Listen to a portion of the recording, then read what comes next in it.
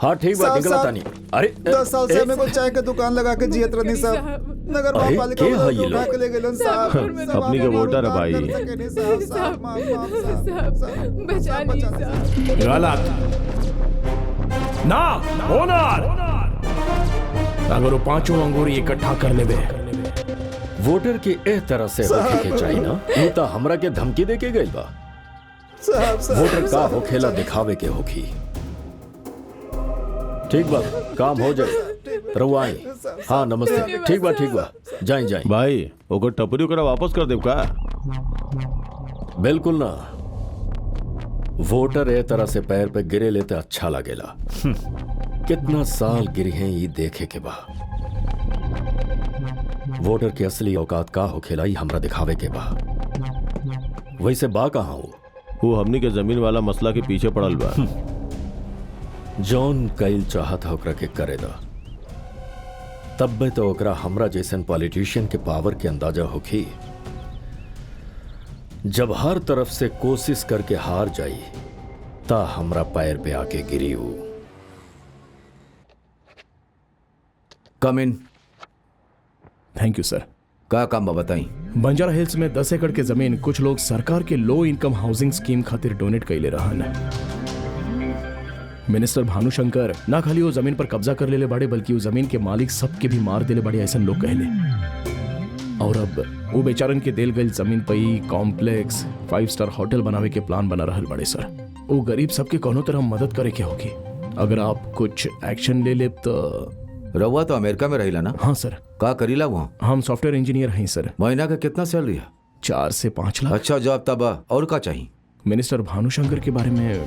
गौतम, वो मंत्री भानुशंकर के ऊपर केस कैला पे वो कोर्ट जाई, 100-150 डुप्लीकेट डॉक्यूमेंट तैयार करी, सालों साल रउआ से कोर्ट के चक्कर कटवाई, रउआ बार बार अमेरिका से इंडिया आवे के पड़ी, राउर लाइफ खत्म हो जाई और साथ में करियर भी। रउआ जकरा के जमीन दिलावल चाहता नहीं वो बचिए कि ना हमरा नहीं के पता। हमरा ख्याल से दखल मत दी, प्रैक्टिकली सोची, ओकरा बाद कोनो फैसला करी। Thank you sir.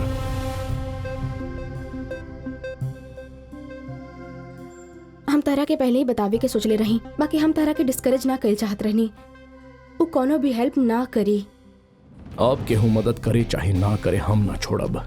Commissioner John काम ना कर पाइलस, अब एगो आम आदमी करके दिखाई। बाकी तो करबा का? हाँ बोला गौतम। सरकार एगो स्कीम लॉन्च कैले रहे सर। उहे सिलसिला में कुछ लोग जिनका पास बंजारा हिल्स में 10 एकड़ के प्राइम लैंड बा, वो मिनिस्टर भानुशंकर के पास जमीन डोनेट करे खातिर गइल रहन। बाकी मिनिस्टर जमीन पर कब्जा कर लेलस। हम चाहता नहीं कि बात बढ़िया से इन्वेस्टिगेट करी, जनता की बताई कि सच का बा। हम अपन इन्वेस्टिगेटिव जर्नलिस्ट से मिलवाओ तानी। जरूर सर। हाँ प्लीज हमार केबिन में आवा। है सर, गुड मॉर्निंग। गौतम जे भी बात तू इनका से करा सर। हम आवत नहीं। Sure sir. थैंक यू सर।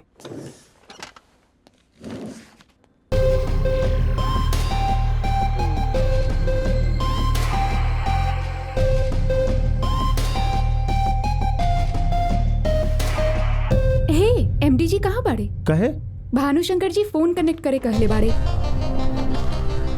पहले तू यहाँ से जा जा, अपन केबिन में जा, जा यहाँ से। हाँ बोली सर।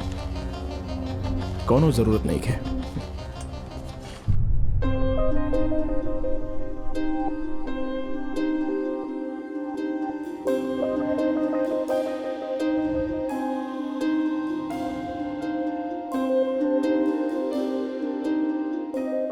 गौतम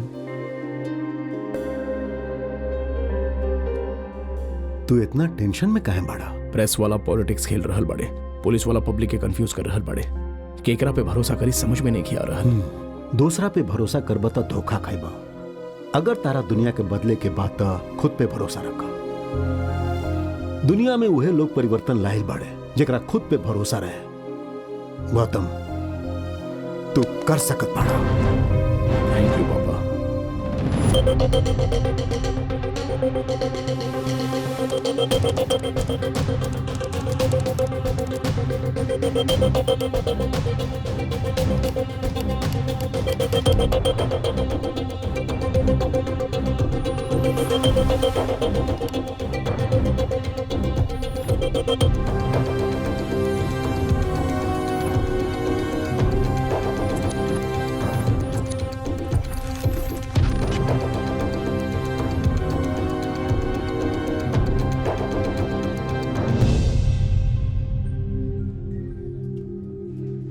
हम वो मिनिस्टर के कुछ नहीं बिगाड़ सकत।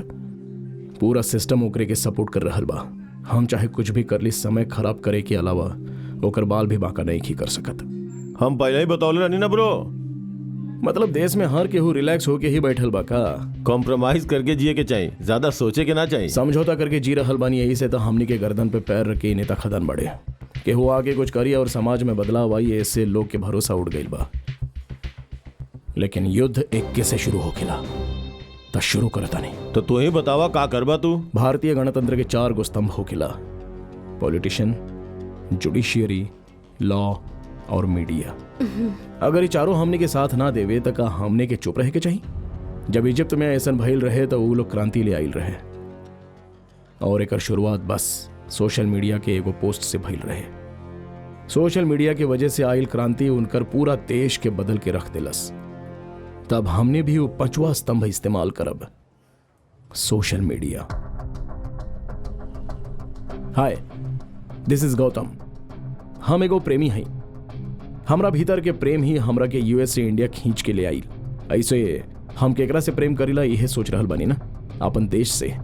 काहे ये अकेला ही देश से प्रेम करेला, हमनियो देश से प्रेम करेला, ऐसन रउआ कह सकीला। यही से बॉस रउआ से एगो समस्या पे बात करे के आइल माने। हमरा ख्वाहिश बा कि हमनी के दुनिया के देश में नंबर 1 होके।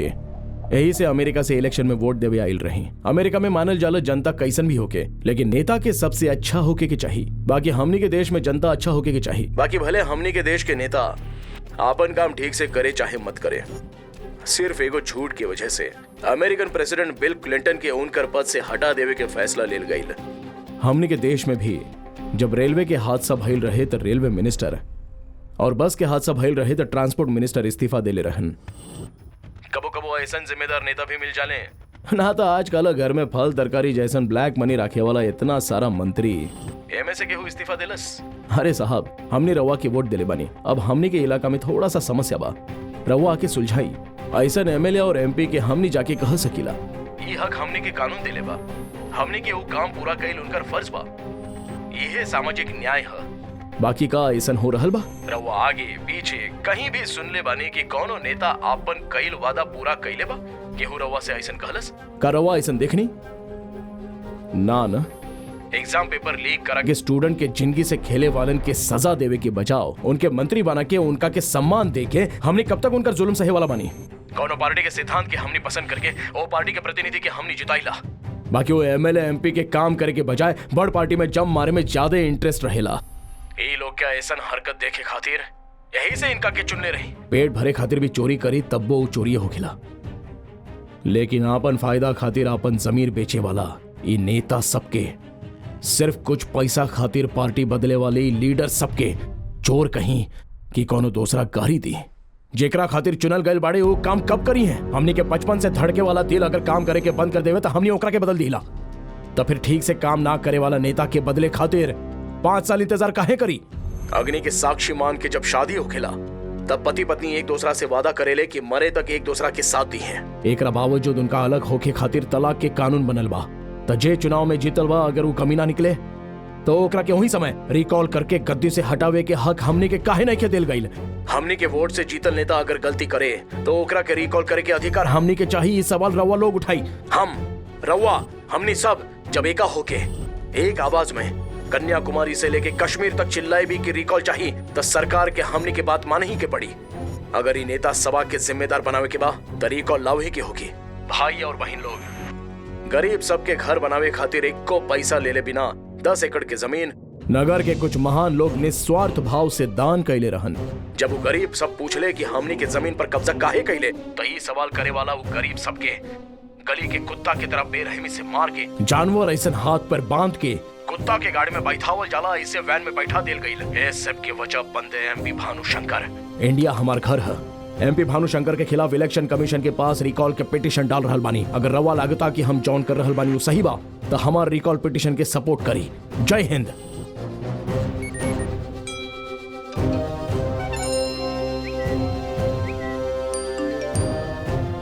अगर नेता सभा के जिम्मेदार बनावे के बाद तो रिकॉल लाव ही की होगी।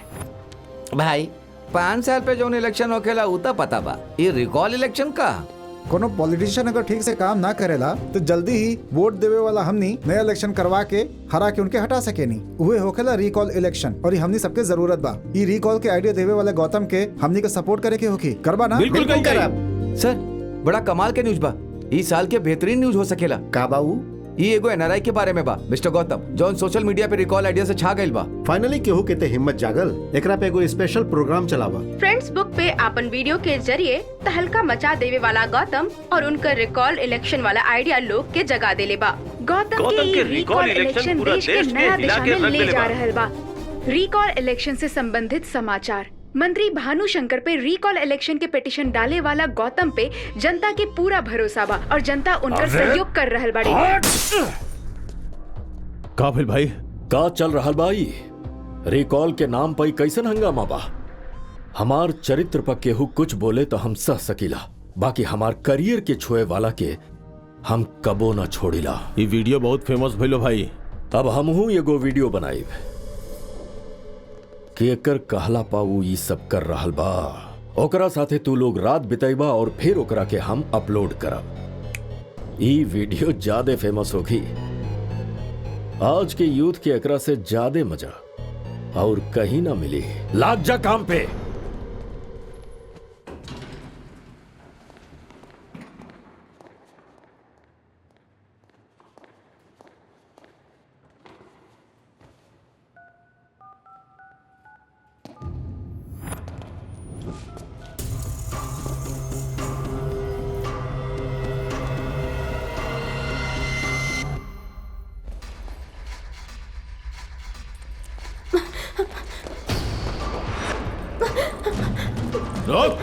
हेलो गौतम, कहाँ पड़ा तू? हेलो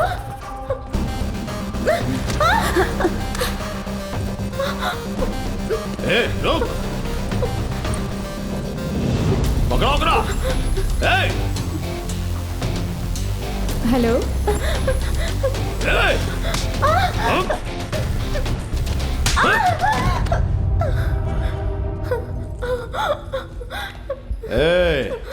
भाई बिल्कुल सही कहले रहले। एकर वीडियो निकाल के अगर फ्रेंड बुक पे डालब त बाप रे बहुत लाइक्स मिली।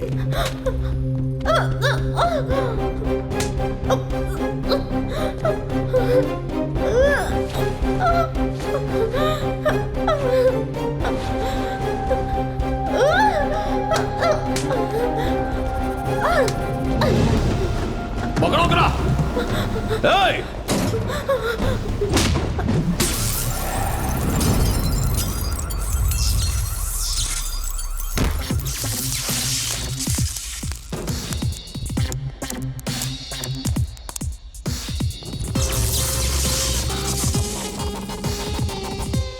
तू के हवा हम नहीं के जानत।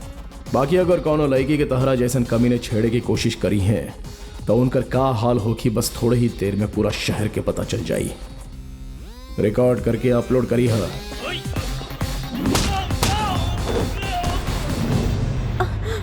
रिकॉर्ड करे ना।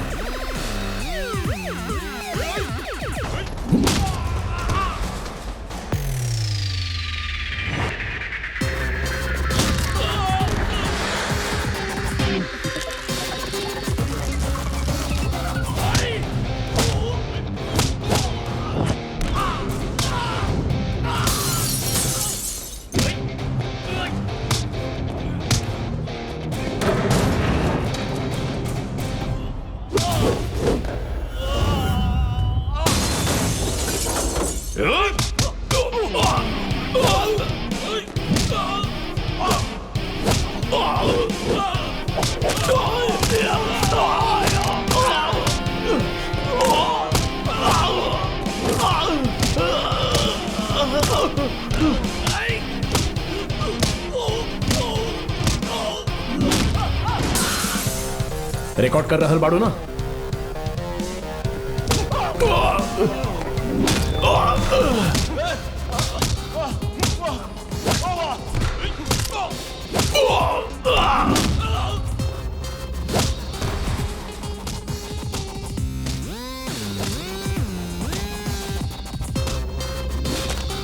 कर तो हम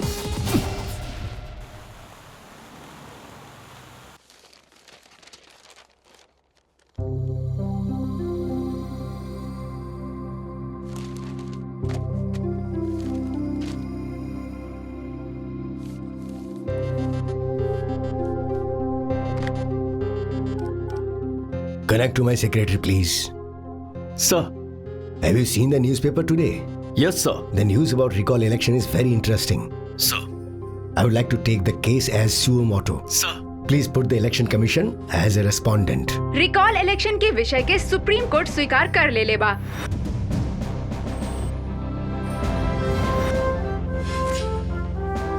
Supreme Court ordered to go through recall election process